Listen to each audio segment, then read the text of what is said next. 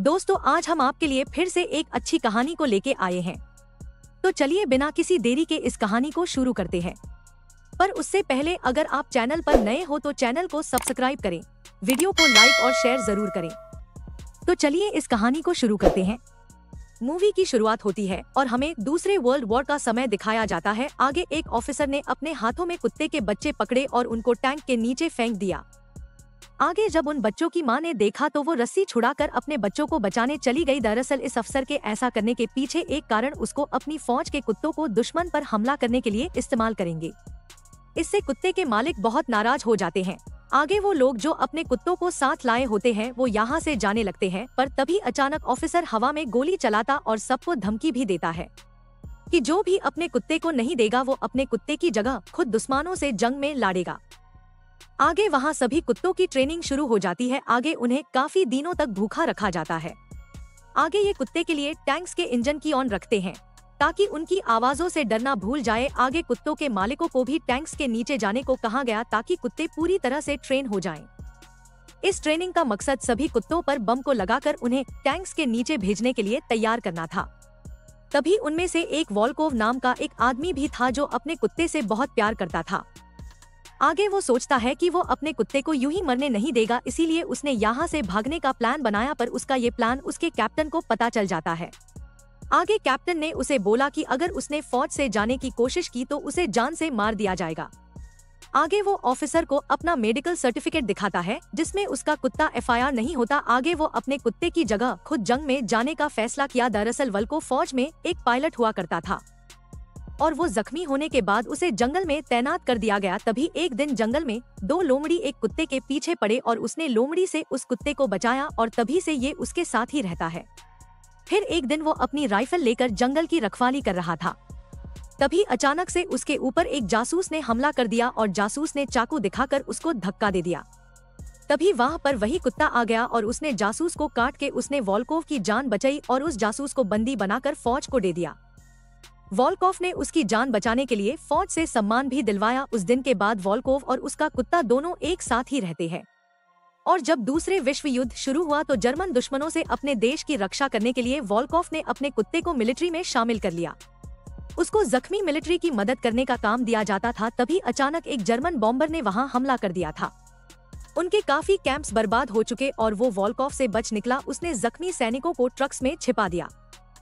फिर उसने खुद ट्रक के नीचे छिपकर दुश्मनों पर गोलियां चलना शुरू कर दिया और उसका निशाना एकदम सही लग रहा था। उसने अकेले ही जर्मन सैनिक को मार डाला। तभी अचानक उसके ट्रक पर एक बम आ जाता है। इसके धमाके से वॉल्कोव बेहोश होकर गिर गया था।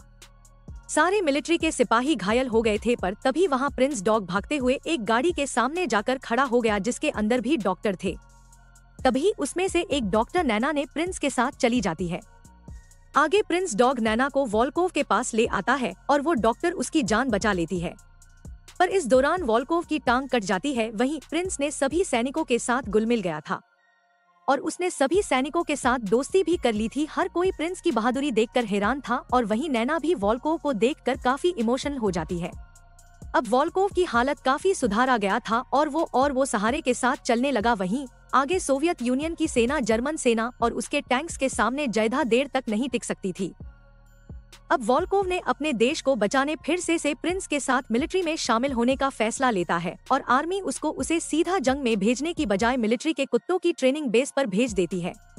अब वॉल्कोव प्रिंस के साथ ट्रेनिंग बेस पर आ जाता है। आगे ट्रेनिंग में प्रिंस को बॉम्ब ढूंढने या जासूसों का पता लगाने की ट्रेनिंग नहीं दी, बल्कि उसको दुश्मन टैंक्स को तबाह करने वाले कुत्तों की खास ट्रेनिंग में भेज दिया जाता है। सोवियत यूनियन की फौज से मुकाबला करने जा रहा था, इसलिए उन्होंने पुराने तरीकों से टैंक्स को तबाह करने का फैसला किया जाता है। पहले इंसानों को बॉम्ब्स देकर टैंक्स को तबाह करने भेजा जाता था, पर अब इंसान के बदले कुत्तों को भेजा जाएगा, क्योंकि कुत्तों के मुकाबले इंसान धीरे दौड़ते हैं। इसी वजह से कई बार उनके सैनिक टैंक्स तक पहुंचने से पहले ही मर जाते हैं। इसलिए सेना में इन कुत्तों के लिए खास ट्रेनिंग दी जा रही है, जिससे उनके शरीर पर बम्स बांधकर दुश्मन टैंक्स को तबाह किया जा सके। आगे कैप्टन ने कुत्तों के शरीर पर बॉम्ब लगा दिया ताकि जैसे ही कुत्ते टैंक के नीचे पहुंचे तो बॉम्ब फट जाए, जिससे दुश्मन के टैंक्स तबाह हो जाएंगे। यह सब देखकर वॉल्कोव परेशान हो गया, क्योंकि प्रिंस ने उसकी जान बचाई थी और वो उसे ऐसे मिशन पर जाते हुए नहीं देख सकता था जिसमें उसकी जान जाना तय था। इसीलिए उसने अपना फिटनेस कार्ड निकाला और मिलिट्री हेड को देकर सेना से निकलने का फैसला लिया। आगे मिलिट्री हेड ने उससे कहा कि तुम सिर्फ एक कुत्ते के लिए अपने देश से गद्दारी कर रहे हो। ये सब सुनकर वॉल्कोव अपने कमरे में आया और उसने गुस्से में अपने कमरे के चारों तरफ तोड़-फोड़ करनी शुरू कर दी।